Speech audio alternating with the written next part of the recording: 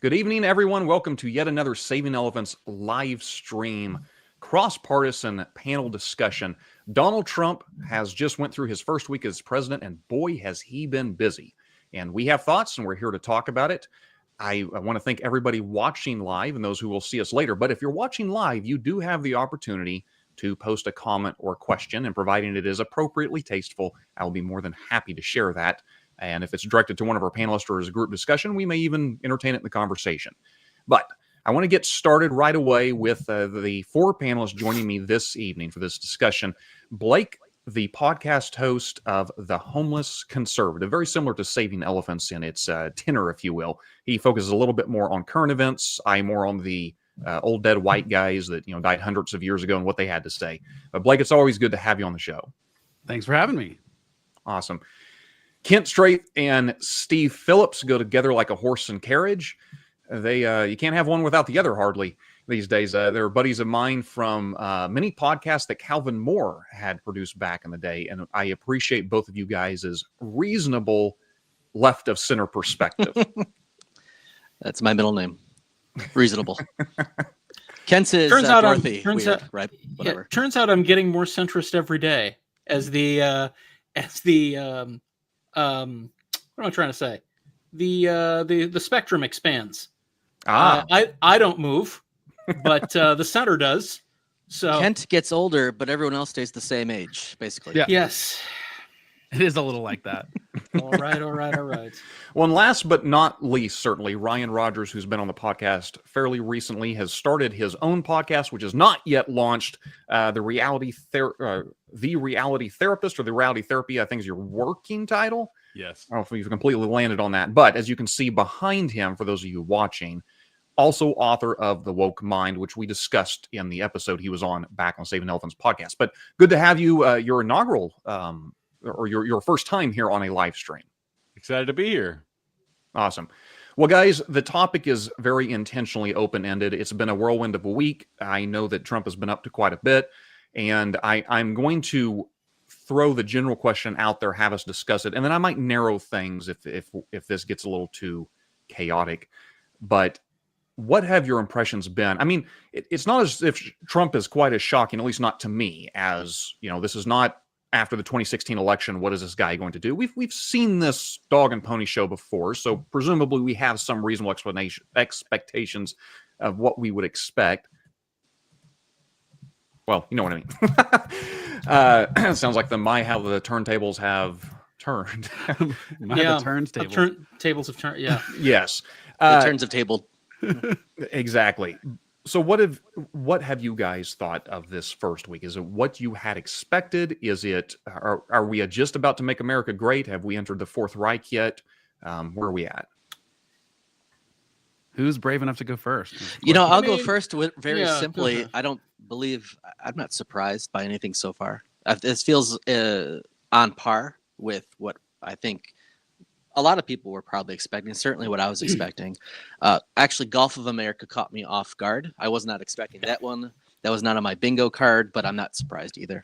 But isn't that expected to have something completely crazy that you see come out of left field for Trump? It's almost like that you've got to expect someone renaming. So, Steve, are you implying that Mount McKinley was on your bingo card? Denali, I was going to say I did have that one, but I was surprised about the Gulf. Yeah. Good guess. He does like renaming things. That should be, while I'm surprised it was the Gulf of, whatever it is now. I guess I'm not surprised that he does like renaming things, if nothing more for the sake of saying that he named them. So I believe, I was going to make a Michigan joke about Pine Knob up here, but only Kent would get it, and only our Michigan fan base is going to get what I'm talking about. But no, I guess in a word, unsurprised. Let me jump off that and say that I am ultimately unsurprised, but I've discovered that Trump still has the power to shock. You know those things that can be shocking but not surprising when you get a second, like on inauguration night. And I have a list of things that he did in the last 6.5 days. And I mean, God forbid the day's not over. I mean, who knows what'll happen between now and midnight.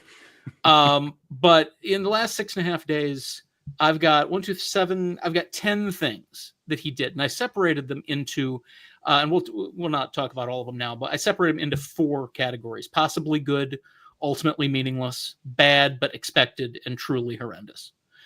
And I was surprised that the only things that made it into ultimately meaningless were Gulf of America and continuing to needle Canada about becoming the 51st state. Why he thinks they'd be one state is unclear to me. I think there's like 9 provinces, but whatever. But yeah, I mean, it's been almost universally bad.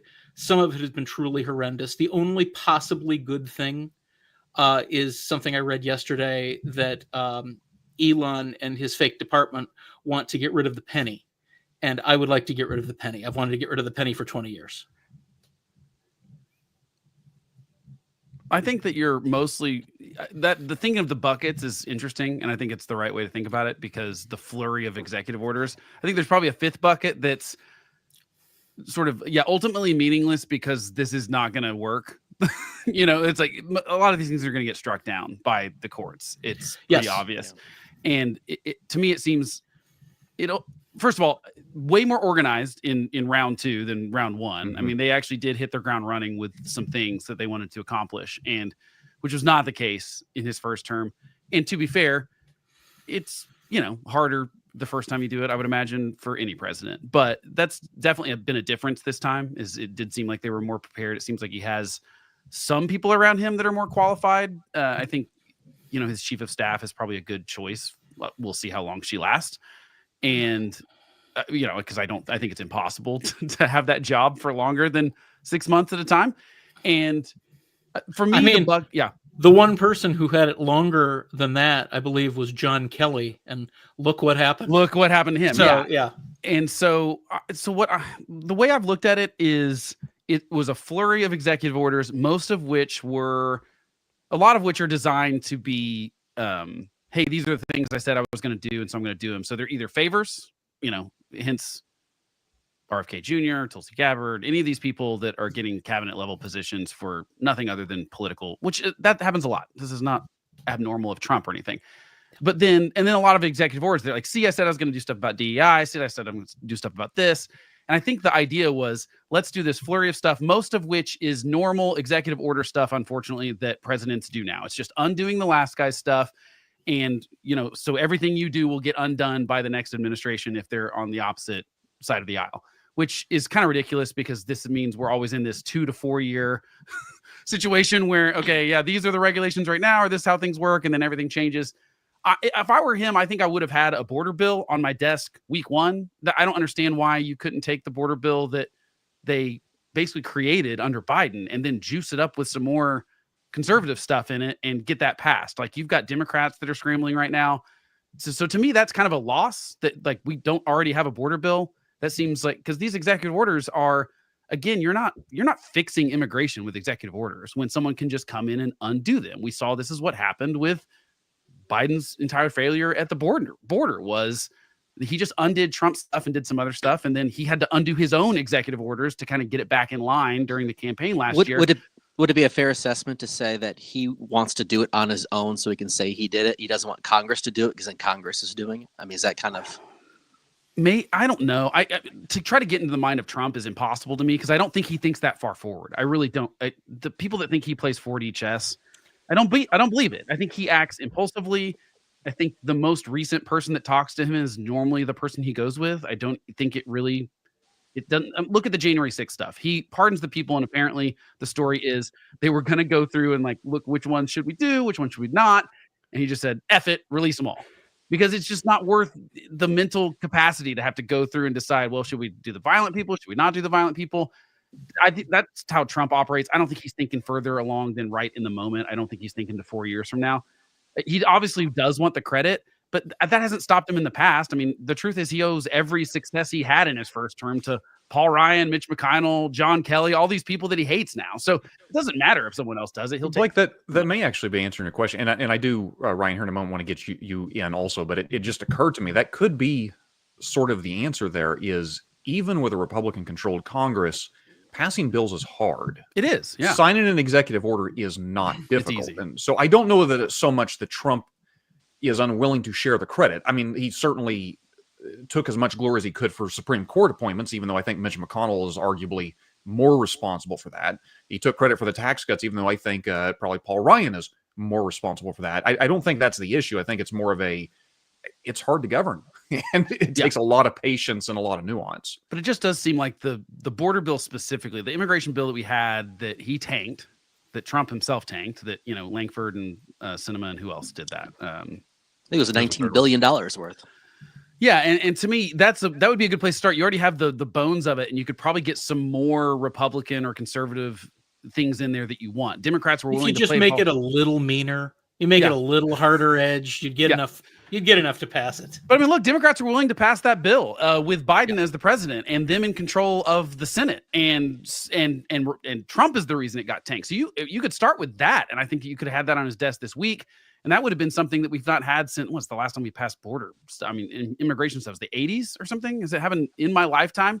So, that's something that doesn't make a lot of sense to me when the top two issue, like your category of does this matter?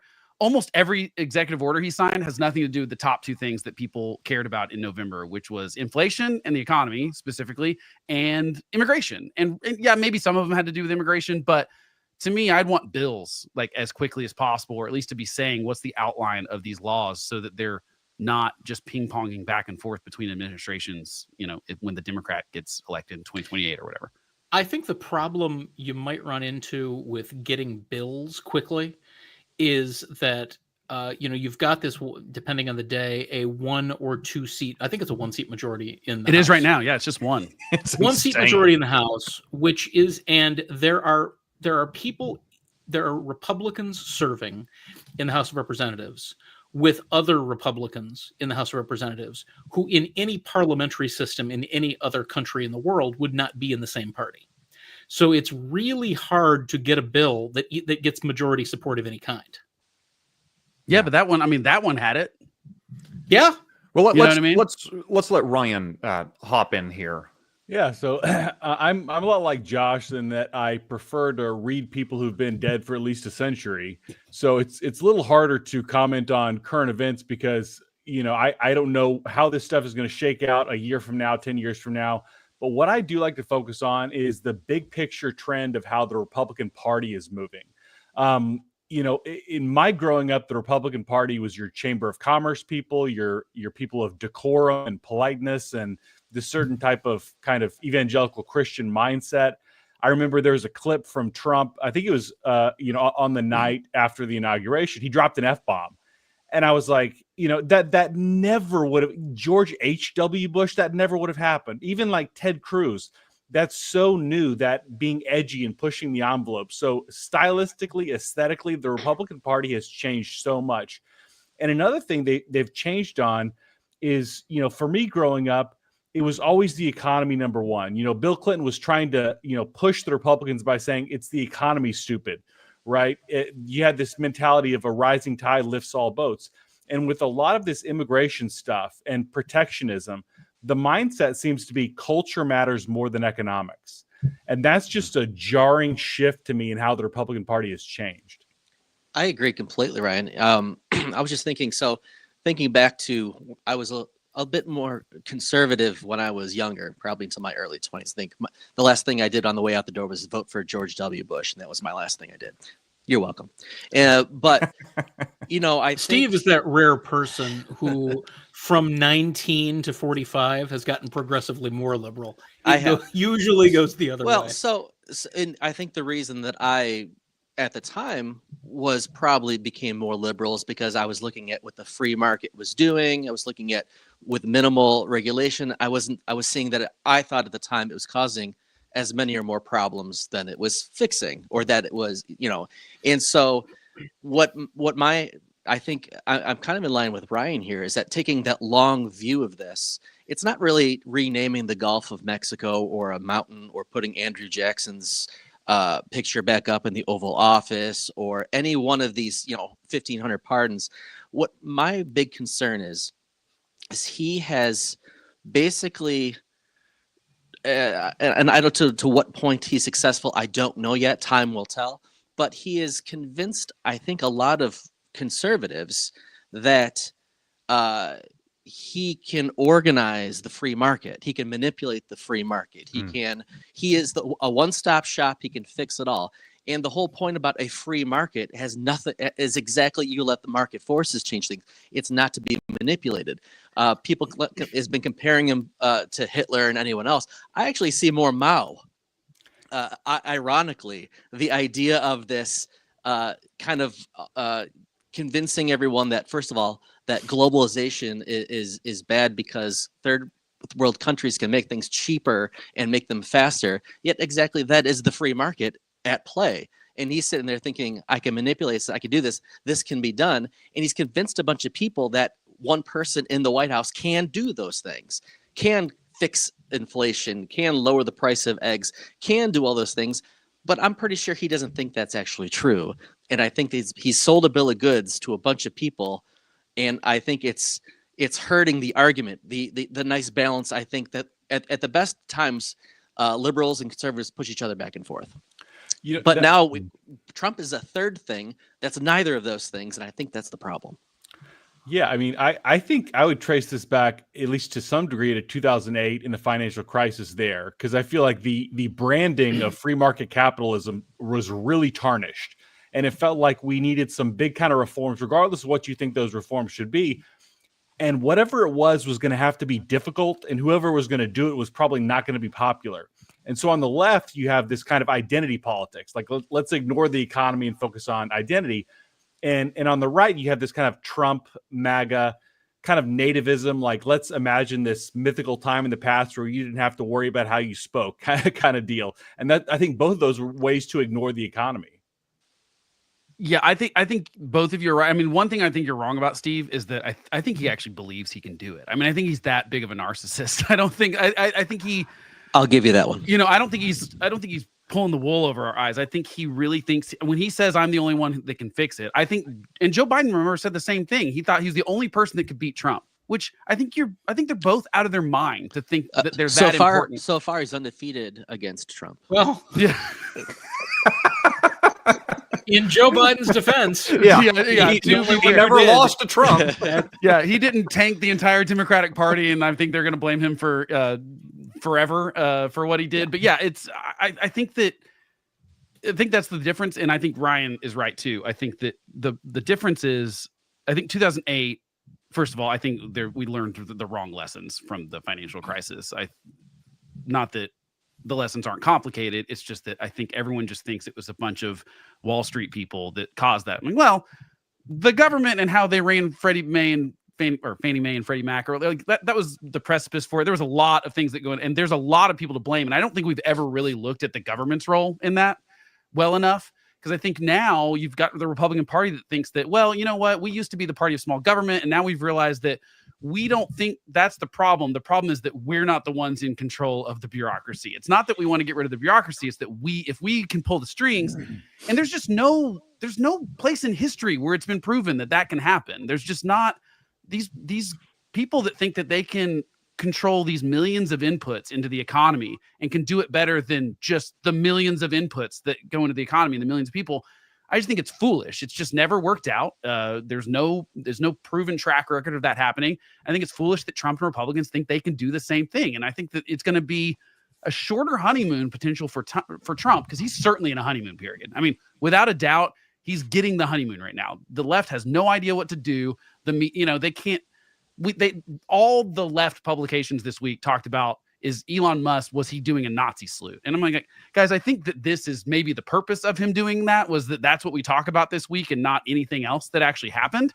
And so to me, it just feels like there's not a way to stop them from doing that, because if the Republicans now think that, okay, we can pull the strings, I think it's going to take not very much time. The second Trump slaps 25% tariffs on every country in the world, like Colombia. Prices go up. Yeah. And prices go up by 25% or more, voters are going to be pissed. I mean, Biden only got till August of 2021 before the Afghanistan withdrawal, and his numbers never recovered after that. And I think Trump really thinks he has this mandate. He thinks he won this landslide. It wasn't that big. I think most people were rejecting Biden and Democrats, just like they rejected Trump in 2020. I think we're just rejecting people. We're not really voting for people. And so I think this honeymoon period, if they don't tread lightly, it will be short. And I think that's what they're doing wrong. I'm going to split the difference between Steve and Blake here. I'm going to get this as fine as I can. I think you're correct, Blake, that Trump does believe it, but I don't think he thinks he walks on water necessarily. I think what it is he has, in my view, an underdeveloped appreciation for the complexities of the economy, of world affairs. Yes. And so with that in mind, I think it's not so much he is deluding himself into thinking he can tinker with the millions of inputs that take place every microsecond in a free market. I think he thinks that we're getting a raw deal via China. And if you just put me in the room and I kind of put the screws to you, we can get a better deal. Whatever that is never seems to quite flesh out necessarily in the moment. I think he's sort of flying by the seat of his pants, but I don't think he's being dishonest. I think he truly believes the world works that way. These sort of strong central figures ruling through strength, America first. Oftentimes we put our interests first. How do we do that? We put this guy in charge that has the vigor, he has the tenacity, and he has the brain power to just sort of make it happen. And the reason I say that is because this is a little different than what sometimes in the excesses of the left. I'm not accusing everybody on the left on this, but the excesses of the left, typically when you get these people in charge, they truly are geniuses in some facet. Usually they're the technocrats. They're the ones who do understand systems at a level beyond what I possibly could. But unfortunately, because of that intelligence, delude themselves into thinking, therefore, I have the capacity to truly understand how something as complex as a market works, which is not true. Governments are good at doing things like winning wars. They're not good at knowing what color toothbrush I want on a Tuesday afternoon when I go to my Walmart. The free market. Well, Josh, I have excellent news for you, or for somebody, probably not for you. But it turns out that in the last few months, we on the left who laid claim to some genius titans of industry have been shocked but not surprised to see that they are now bootlicking Republicans.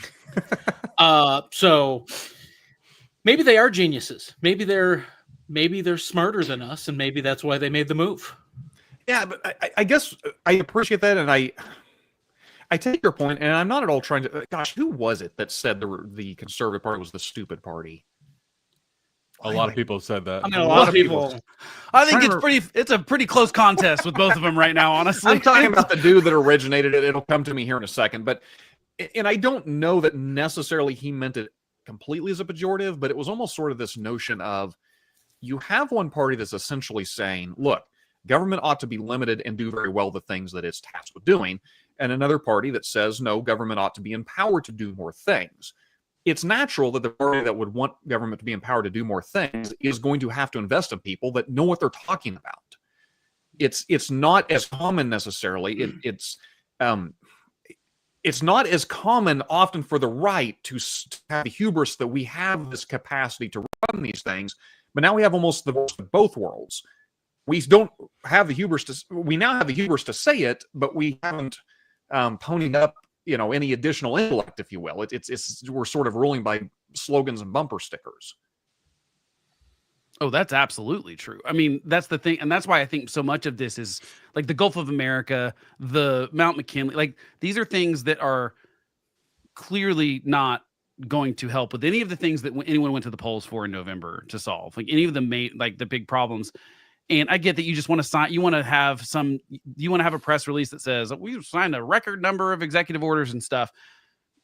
But it is almost like he's scared to actually do the things that are hard. I think that, like, look at the hostage deal in Israel and Gaza.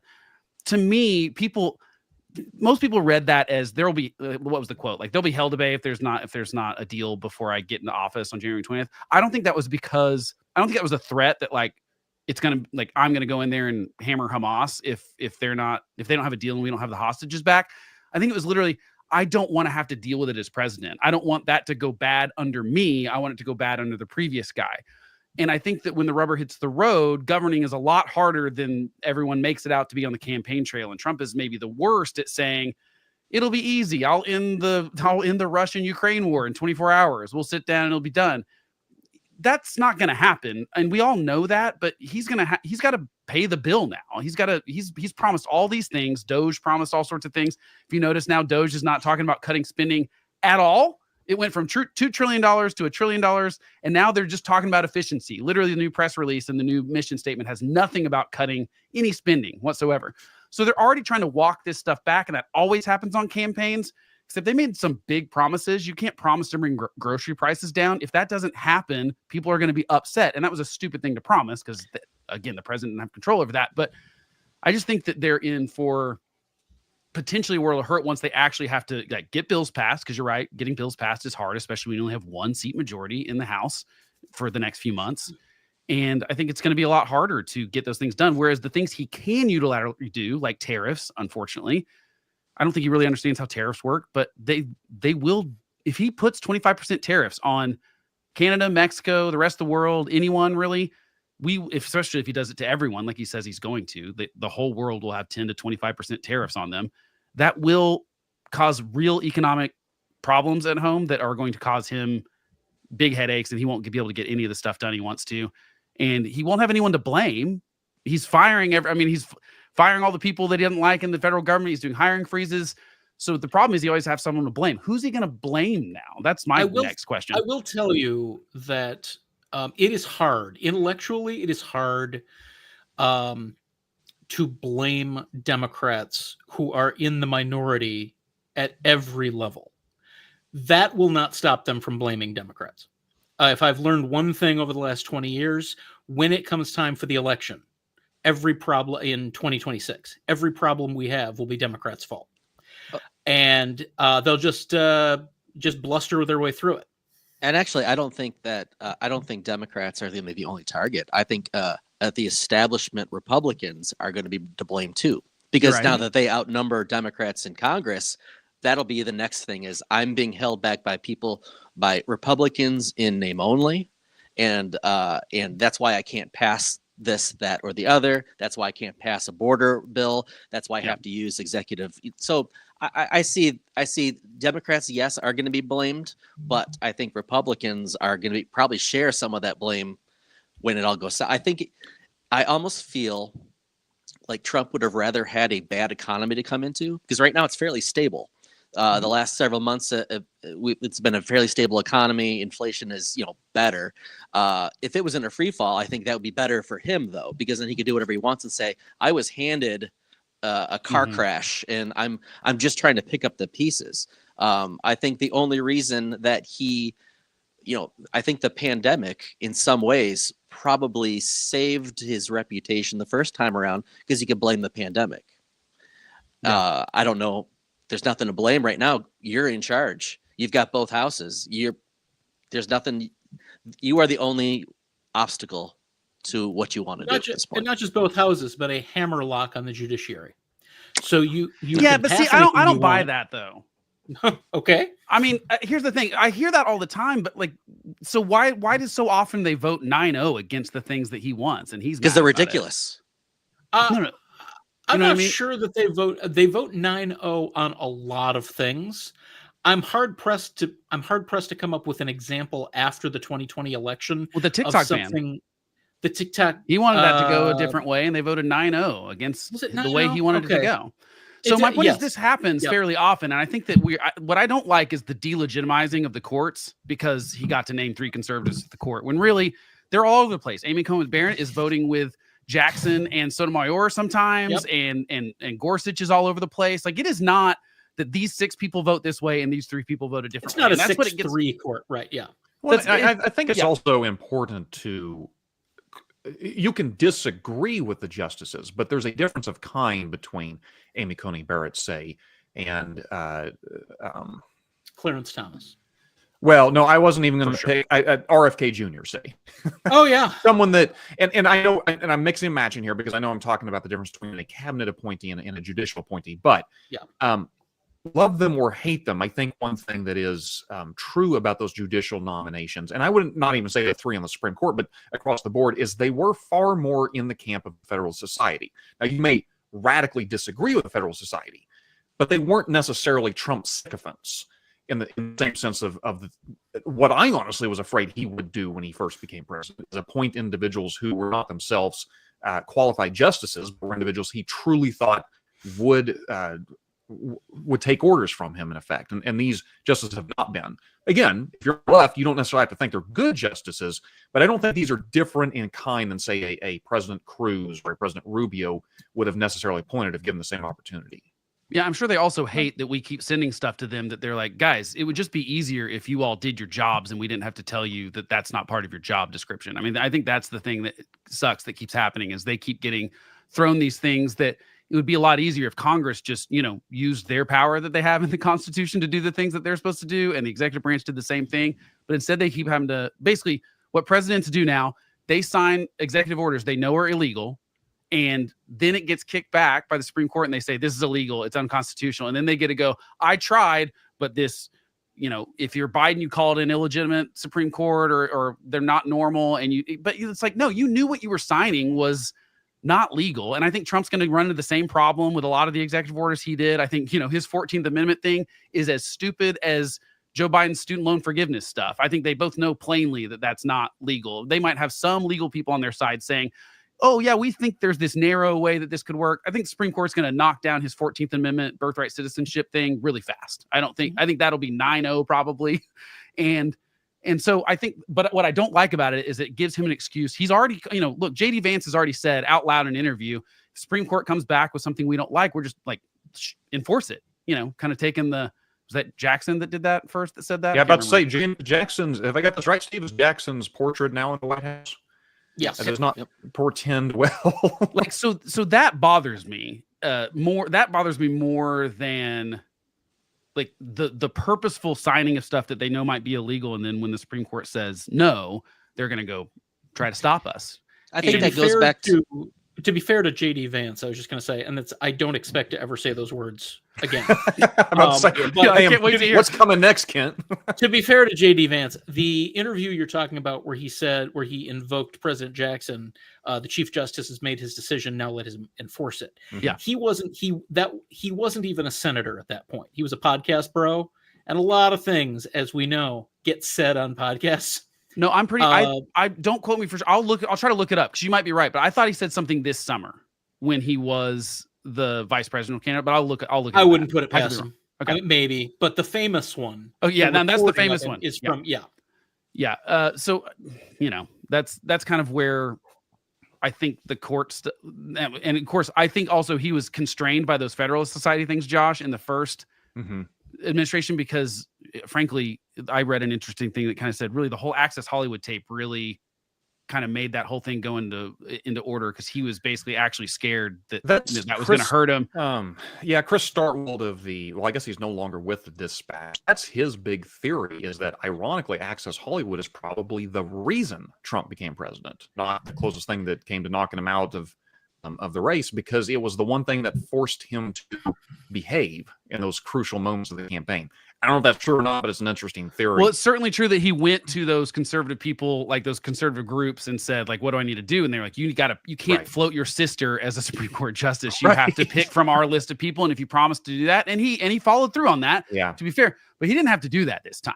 So no, and he's made very clear to, especially the pro-life movement, that he does not have to behave the way he had. And I want to pivot slightly in that I know that we're talking about this week, this first week of the Trump presidency, but and he's not an unknown quantity. We kind of start off, or I asked the question, was this what everyone had expected? I have heard from a lot, and by the way, I should mention, I was hoping to get on a couple more, I'll call them not crazy Trump, maybe apologist is too strong a term, but those who would take a different, instead I've got on here fine gentlemen from the left and the right perspective, none of whom I suspect are big fans of Donald Trump. But regardless, I have heard from a lot of the Trump skeptical to the anti-Trump podcasts of late, using this phrase, it's going to be a long 4 years, and almost this sort of exhaustion setting in of, okay, here we go again, and I'm just going to have to grind through pointing out every defect. And I kind of get the sense that they're operating with this notion that this popularity that Trump seems to have at the moment is going to continue for 4 years. Could be wrong. I'm not accustomed to being the more optimistic person in any group. But I just don't know that. I don't know what the next 4 years holds. I don't know what the next 2 years holds. I don't know if Trump's going to do something and fall flat on his face, and these 4 years are going to look radically different than the previous four. And I know that the first week, like I said, maybe fell within expectations. But I'm just curious. I'm not necessarily asking you to predict the future. I'm just asking, I guess it's a vibe check from you gentlemen. Do you think we're headed toward that sort of exhaustion? Are you concerned about the next 4 years in the sense that you think it's not so much that you like the direction Trump's going, but that he will do real and lasting damage? Or do you think that some of the excesses of what the anti-Trump voices out there are saying could in fact be overblown? Again, I'm not saying this as a Trump apologist. I'm just saying, is he going to be an ineffectual president in a very short order? See, my thing is a lot of this stuff, the basket of ridiculous and absurd and won't really make much of a difference is a very large basket. My concerns with Donald Trump. Now, first of all, I'm speaking from a kind of a point of privilege in that I'm not concerned that I'm going to be deported tomorrow. Okay. I'm not concerned in some ways that some other people are. So when I say I have a long outlook, I have the luxury of having a long outlook. But my concern is actually him in the job. Does he have the kind of discernment to make decisions in the heat of the moment on an international level? That's my actual concern. Yeah. But because that's really a lot of all this bluster aside. Yes, I think he's a terrible person, at least the way he represents himself, the things he says and does, right? Okay, push all that to the side. Can he do the job in the room in the tough moment? Can he make the tough decisions? Can he do it without pissing off the people that you don't need to piss off, right? Can he make those decisions? Can he bring people together? Can he make countries in the world look to the United States and think they've got their stuff together? We can trust them as a decent, honest broker in any situation. I think the answer is no. That's my big concern, is because the president, all this other stuff, right? Inflation, economy. You guys are conservatives. That's not even in the Constitution. That's not his job. We've given the president a lot of parties have done it. They've entrusted the president to change the price of eggs and do a bunch of stuff that what is in the Constitution as our number one ambassador to the world. Okay, international relations. And I don't think he's got the discernment to make the judgment calls that need to be made. And that's my big concern. That's lasting stuff right there. I just would like to say that I don't think of it in terms of it being a long 4 years. I think of it in being 92 weeks until the midterms. And so everything that's happened in the last week, I think, well, I can do this 92 more times. Because maybe there would be, I expect it to be roughly this bad until the lame duck period in 2026. Wait till we get to Infrastructure Week. It's going to be great, though. Ken. Infrastructure Week is going to be good. I love that phrase on Twitter. What was your favorite memory of Donald Trump's first Infrastructure Week? Ryan, right? What say you? I definitely agree with Steve that, there was a number of policy reasons that I didn't like about Donald Trump, but what was really the reason that I couldn't bring myself to vote for him was his demeanor. That, if there's some big confrontation on the world stage and it comes down to what's best for America or what's best for Trump's ego, I didn't trust him to make the right decision on that. That being said, there was something that happened recently that gave me a little bit of faith. I think one of the big measures of a leader is how you handle the crazies on your own side. And Josh, I'm sure you remember how William F. Buckley did that with the John Birch Society. Say we're going to be rational and decent people as conservatives. And what Trump and Elon and Vivek did, you had kind of this little uprising of nativists it was around the H-1B visa thing. They're basically saying, like, we don't want brown people here. There's just kind of like an outlash. And they said, this is stupid. We're recruiting the most talented, cognitively gifted people from around the world. This is something we want. And so, regardless of how you sit with them on the other things, I felt, somewhat comfortable that he was willing to stand up to those like nativists on that side. I don't, it's so hard to pick with him because I think you're totally right. He's not, when it comes down to it, I don't think he puts any other interest above his own. There's been never any indication that he has ever made a decision that wasn't thinking primarily about his own legacy, his own ego. How does this look to me? To me, the one sort of example of that is how he always talks about how none of these things happened during his administration. Russia didn't invade Ukraine. And, to be fair, there's something there. Russia did go into Ukraine under Bush and Obama and Biden, but not Trump for some reason. I do think part of that is that he's such a wild card that I think other countries really don't know. And I think that can be a plus for him. However, there's absolutely no way he's getting through these 4 years without an international conflict. We've got them bubbling up all over the place. And I see no way that things don't escalate, between Russia and Ukraine, or Israel, or China, or North Korea, or Iran might desperately. I mean, they've been more weakened than they have been in probably my lifetime. But Greenland could invade any day. Right, they could any day. Greenland never invaded anyone under the Biden administration. It's true, they didn't. So, I think he's going to have an international problem. He's going to have an event that happens, and I think we will know the answer to this question. Blake, I'm skeptical we get to the Super Bowl without an international incident. You're probably right. I mean, that's the thing is, these things aren't just going to press pause because he's the president. I don't think China stops their aggression. I don't think Russia stops theirs. I think Iran does some sort of desperate thing potentially, as they've been weakened. And so he's going to have to face these things. He didn't have to very much in his first administration. And so we really didn't get to see that version of him.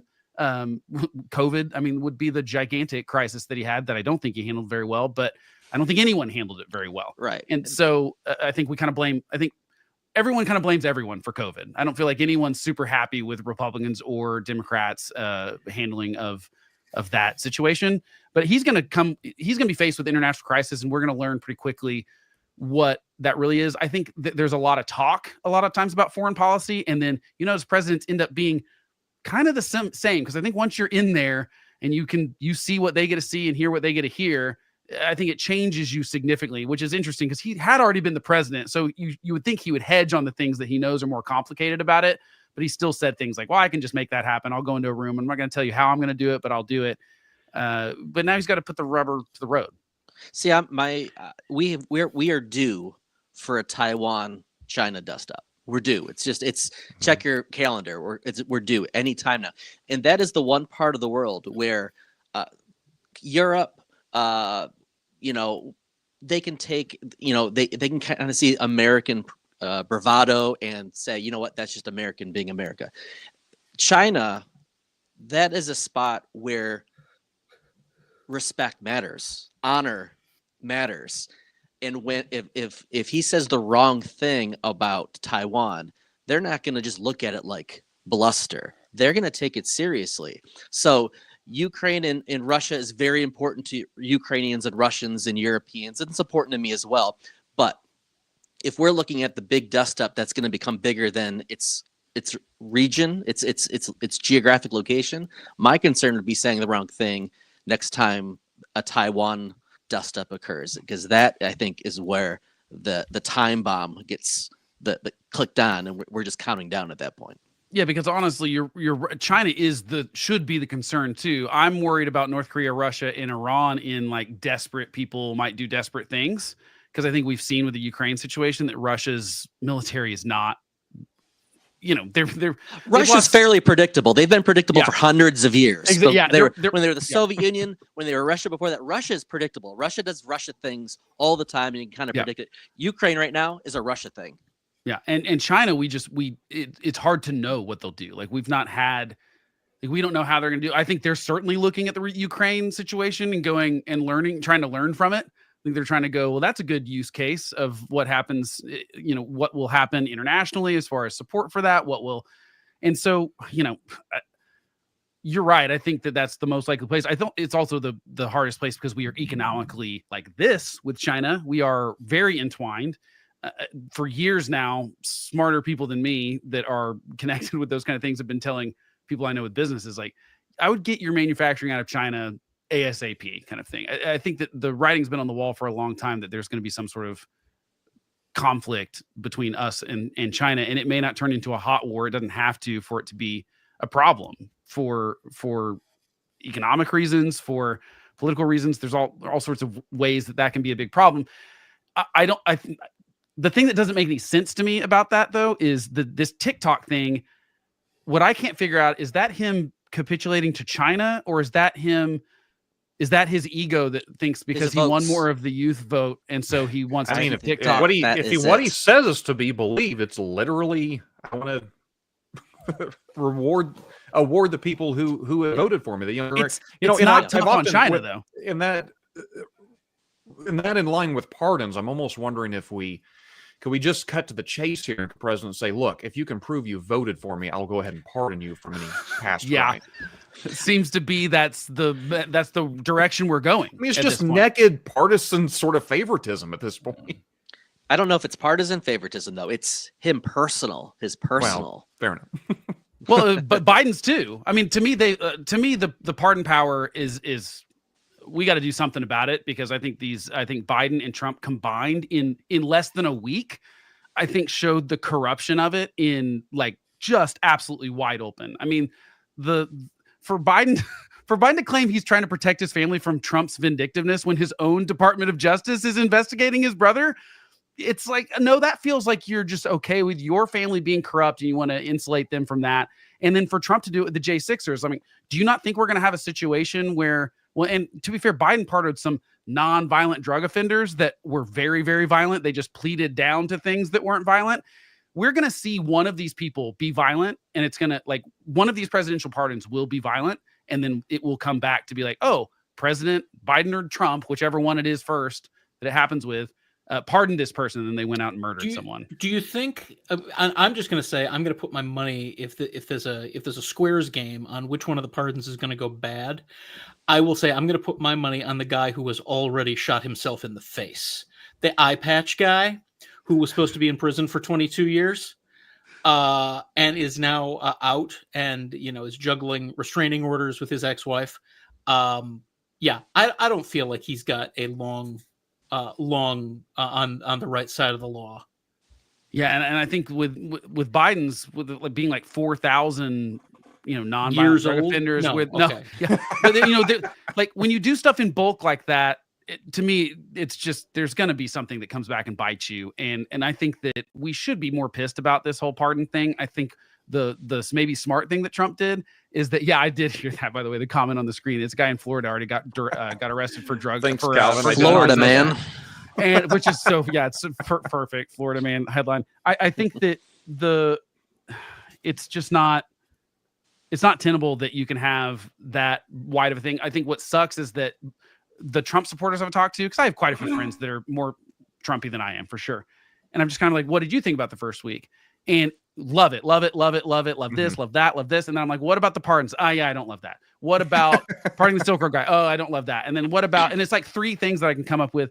And they're like, yeah, but when you weigh it against the other stuff, and I go, well, look, an executive order doing a hiring freeze for the federal government versus pardoning the people that planned to attack the Capitol are just not, that's not 2 of the same things that we're measuring. You can't just put, here's the good pile and here's the bad pile, and because there's fewer bad ones, we're okay with it. I think those bad ones were very, very bad and set a precedent that, like Josh said, is going to turn into, is Trump going to just give blanket pardons for everyone in his administration, every Republican in Congress when he leaves? Probably. Well, go ahead. Oh, another thing I was going to say is, every single undocumented immigrant who committed a crime or hurt somebody, it was hugely highlighted by Trump people. Like, this is why you need us. It's the second some J6er hurts somebody, that's, so you thought you were tough on crime, huh? Like, we're going to be the real law and order people. That it's going to be like a hypocrisy play. Yeah, I think my notes here are telling me that the J6ers were all Antifa, so I'm confused about why we let them out. I can't remember either, because they were Antifa, maybe they were FBI, maybe they were all justified in doing it because the election was actually stolen. I've never actually gotten a solid narrative on what we're supposed to actually believe. There, Steve. No, but you know what? I mean, there's no actual data, though. I don't believe there's any data that exists that says any immigrant is more likely to commit a crime than someone native to the United States. That's another thing that we're using, stealing jobs, taking jobs. Also, What about homeless eating and not pets? doing anything, eating pets, taking our jobs, but also they're just drifting and they're not putting into the system, and they're all committing crimes. So Look, I think that's an interesting issue, and Ken, I'll let you get a word in here in just a second, but I don't want to leave the pardon thing without giving my 2 cents. You gentlemen are welcome to disagree with this, but this is one of those areas where my hope is that this is the sort of thing with the pardons issued by Biden and Trump. Not all of them, but you know the ones I'm talking about. You know the ones that have been on the news lately. My hope is that an individual could be a strong Trump supporter or a strong Trump opponent, somebody who voted for Kamala Harris or disdained Trump, and could still say, as an American, I am deeply offended by both of these people. And even if I can make some sort of a measurement of who's worse, quite frankly, I don't care. It's wrong that they did this. They ought not to have done it. They should be ashamed of themselves. It's disgusting and it's wrong. And as a nation, we don't want our leaders to behave like this. And I think it's unfortunate that we have this kind of, because both men did what they did, and Biden's last week, Trump's first, it makes it easier for one side to say forgive their own guy because they can completely focus on the other guy. It's just wrong. There's no excuse for this.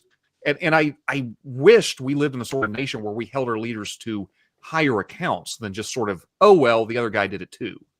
I mean, I will say, I think that there are 2 buckets for the Biden pardons. There are the ones that were made first, and there were the ones that were made on the morning of January 20th, and the ones that were made at like 11:45. Well, I guess that's still the morning on January 20th. I have no problem at all with Biden doing preemptive pardons of the January 6th committee and General Milley, because those people were about to get thrown under the bus for doing their patriotic duty. See, I disagree there because I think they could have, like, I want to see Trump go follow through on the thing, because there's no way you could, like, what crime did they commit? I want to see him actually take people to court. I'll donate to a defense fund to defend Liz Cheney and General Milley and stuff, but I think we actually needed to see that flesh out. I think Biden gave Trump a pass by pardoning those people, because now he gets to claim the deep state's still doing their deep state thing instead of actually having to go after the people that he claims are enemies of the United States. I'd rather see Trump have to prove it. The one that I'm most concerned, Liz Cheney is incredibly rich. I'm not concerned about a defense fund for her. The one that I was really concerned about was General Milley, because there are some vagaries of the court-martial process which I'm a little iffy on, and he might have been in real trouble if there was a compliant court-martial process. Now, Biden pardoning his family, most of whom probably didn't do anything, but just to put a coat of paint on it and call it a day. That set us all up for a tit for tat game that is just going to be inescapable every time we bring up the guy with the eye patch. Because all you have to do is say, "Oh, the new guy is probably going to prosecute my friends or my family or whatever." And that's all you have to do now. And I just think that's such a low bar to say, "Oh, well, I've got to give everyone in my administration because to be fair to Trump a little bit, I think some of the claims of the lawfare stuff was fair. That New York case was ridiculous. It never should have happened, and I think it set the precedent for." All of this is lawfare. I don't think all of it was lawfare. I think the federal cases, I think the documents one is as slam dunk a case as you could possibly have on Trump. But I think that New York one coming first gave Trump the excuse that now everything is lawfare. The Biden Justice Department is corrupt. They're coming after me. And some of that is a little bit true. And so, Trump gets to have that excuse. Biden gets to have that excuse. And they're just going to start pardoning everyone that works for them. I just don't know that he needed that. I don't know that he needed that excuse with a critical mass of people, because you mentioned the New York case, which, opinions are all over the map on the validity of that case, but it was a New York State case, and the Biden Department of Justice had nothing whatsoever to do with it, but a massive number of people do not understand the difference between federal and state prosecution. Yeah, but at the state level, it was still lawfare. The guy Alvin Bragg campaigned on going after Trump and then did so, and to use novel law, and also there's someone on that staff that moved from DOJ to there. I mean, it's at least if you didn't want it to look like there was collusion, then Biden should have called that guy and been like, you can't work for my Justice Department and then go work for the New York State Attorney when he goes after Trump. That's going to look like there's collusion here. And if you get that, I would have done that if I were him. I think in that case, and the prevailing theory on the right is that the Department of Justice, quote unquote, sent that guy to New York. That's not what happened, of course. I think in that case it's pretty simple. I think New York just wanted him. I don't think it had anything to do with anyone. Well, that guy who was number 3 at DOJ and went to work in Manhattan County District Attorney. I don't think he liked Trump. He wanted to be the guy who got him.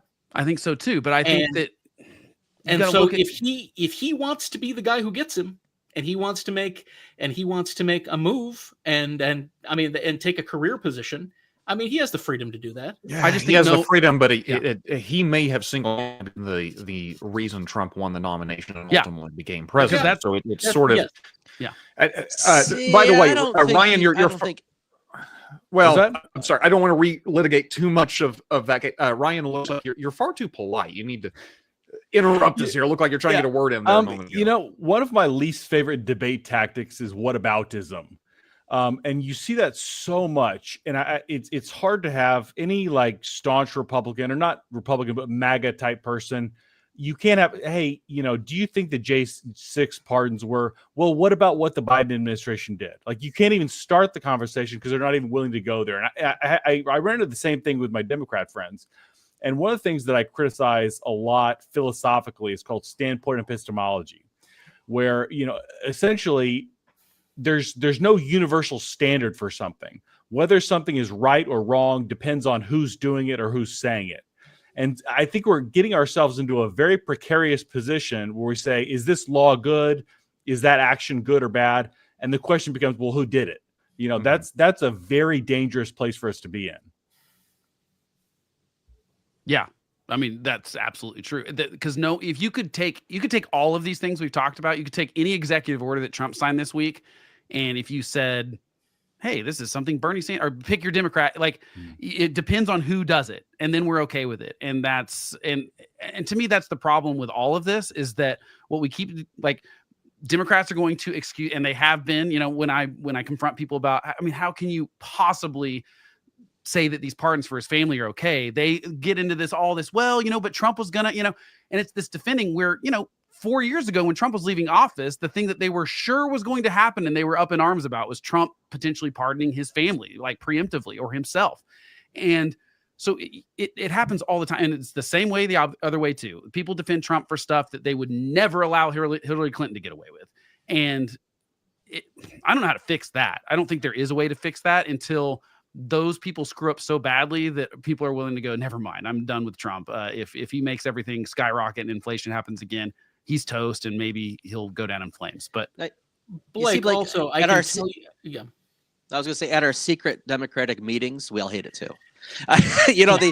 They're at our, just talking when us liberals get together at their secret handshakes, we most of us also are kind of really, really bothered about about Hunter Biden, about the family stuff, the pardons. And I think so, Josh, when I was on the night of the election, I think I had said something like, in angry moments, I think Democrats should have to stop being nice and start doing the things that we try. Usually we like to die. We like to be martyred for our being right. And usually it kills us on a bigger level. Right. And I think I'd said, maybe Democrats need to start doing things tougher and give up the whole moral high ground thing.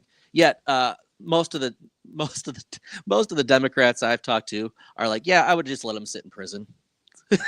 Because that's right, because that's the right thing to do. And Democrats would rather be right and die on that hill and lose the election.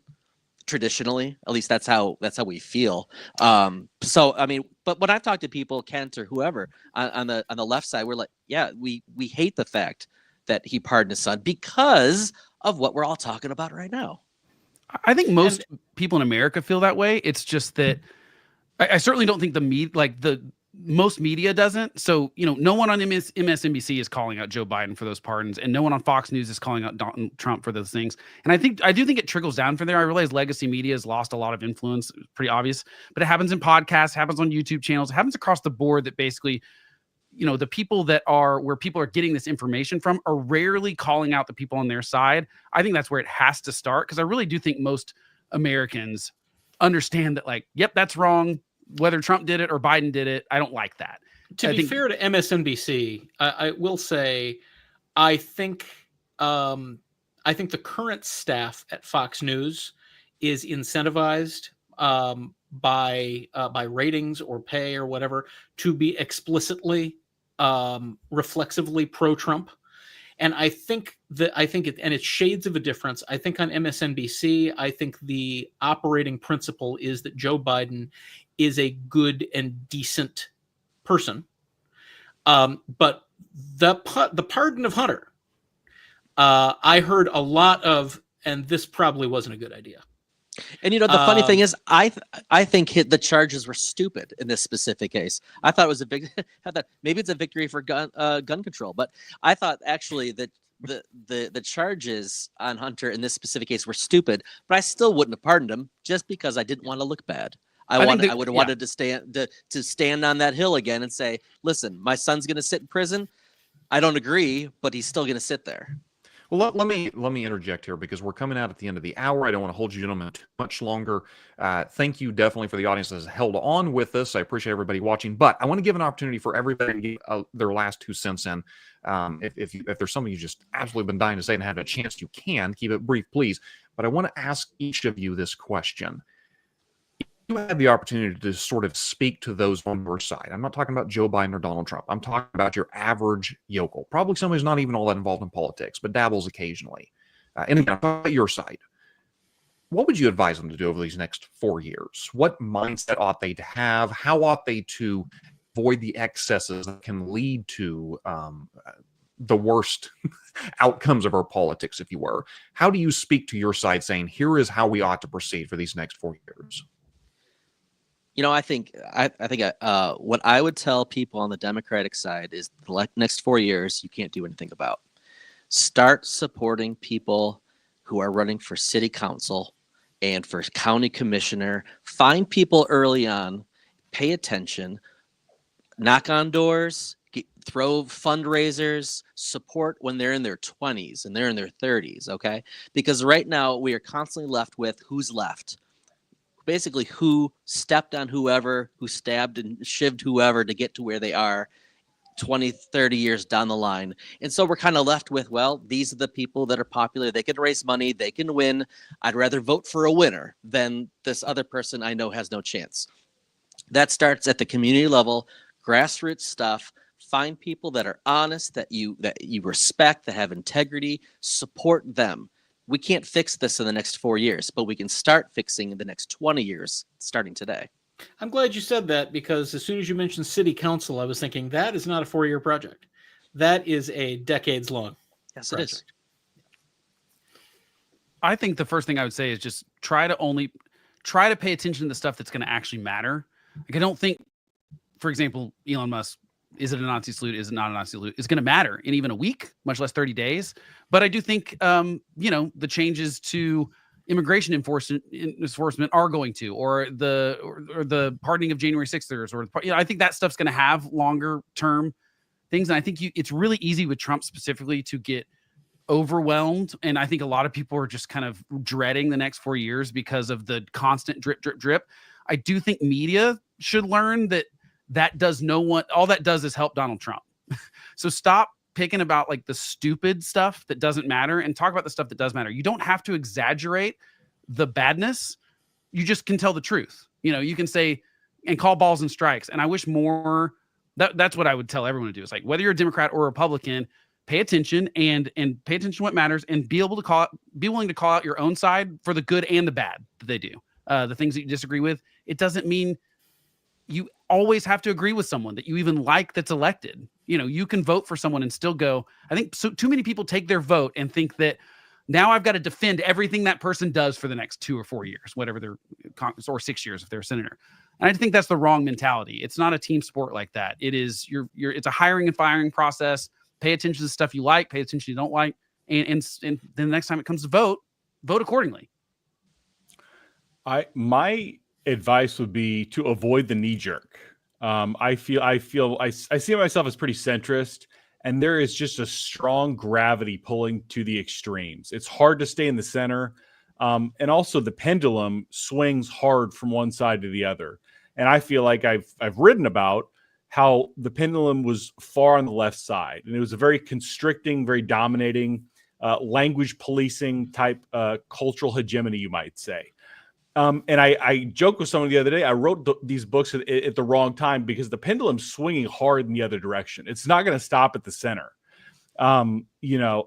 We came out of this language policing culture, and I've started hearing people say the words gay and retarded as slurs again. It's almost like, you're not going to tell me what to say. I don't care who I offend. There's this very hard backlash in a different direction.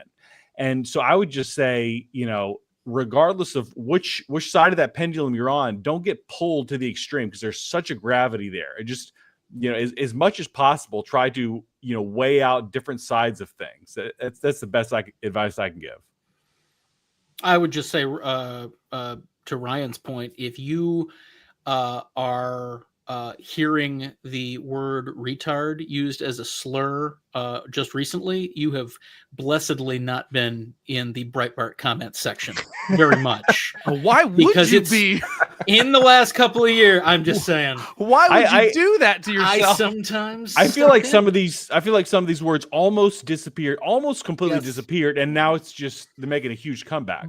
But I did love Jonah Goldberg had a great thing where he pointed out that the guy, the Wall Street guy, bro guy that was saying, yeah, we can say all, was quoted anonymously. He's anonymous. So it's kind of like, okay, but you're not brave enough to say it and quote your name, and then you are the pussy, frankly. Right. So yeah. Plus, I think in the quote he said the P word and the R word, and it's like, dude, just say it. Nobody's stopping you.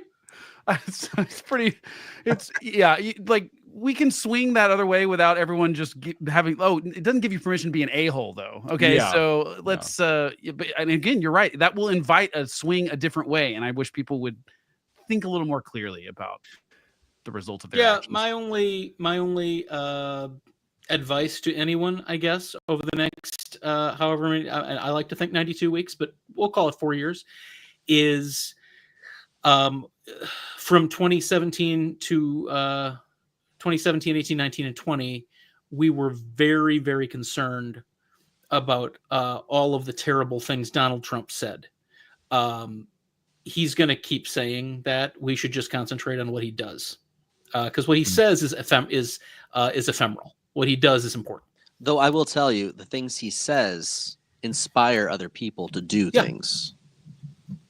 Yeah, but it changes sometimes so quickly that they don't have time to do the thing that he says, because he changes his mind the next day. So that's the other reason to not pay much attention to what he says, is because it might change the very next day.